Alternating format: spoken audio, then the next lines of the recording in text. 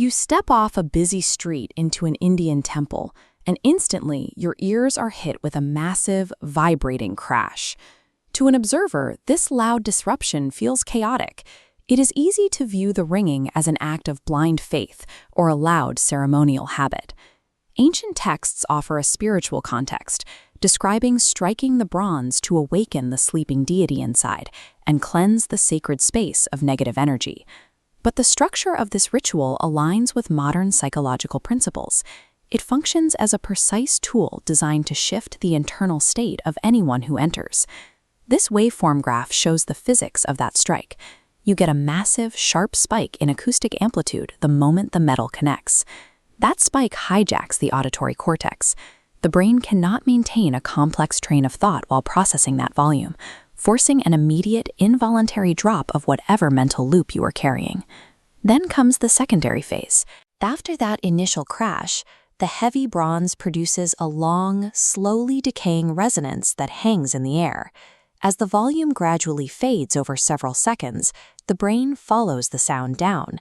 It acts as an acoustic anchor, holding the attention and keeping the individual physically locked in the present moment. When traditional beliefs speak of banishing negative energy, they are describing the biological reality of interrupting internal loops of anxiety and mental load. Traditional practice focuses on the sound traveling into the dark inner sanctum to wake a hidden deity. Yet the primary effect happens within the person standing under the bell.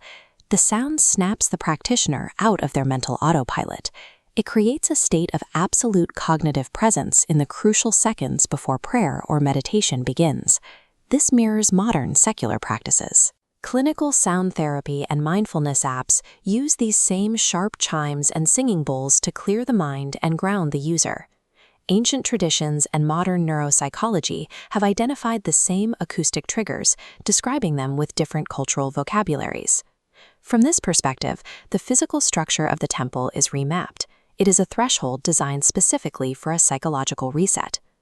Reaching up to strike the bronze is a physical interaction that marks a hard boundary. It is a signal for the brain to leave the outside world at the door. Because these benefits rely on mechanical acoustics, interrupted stress, and mental clarity, they function regardless of an individual's specific beliefs. This provides a practical tool for today. Setting a deliberate auditory cue, like a single resonant chime, can trigger that same mindful pause before you begin deep work. The temple bell functions through a convergence of acoustic physics and human focus, a centuries-old tradition that mirrors what we now understand about the brain's response to sound. Would you try using an auditory focus cue to reset your own brain? Let me know in the comments. Myth or reality?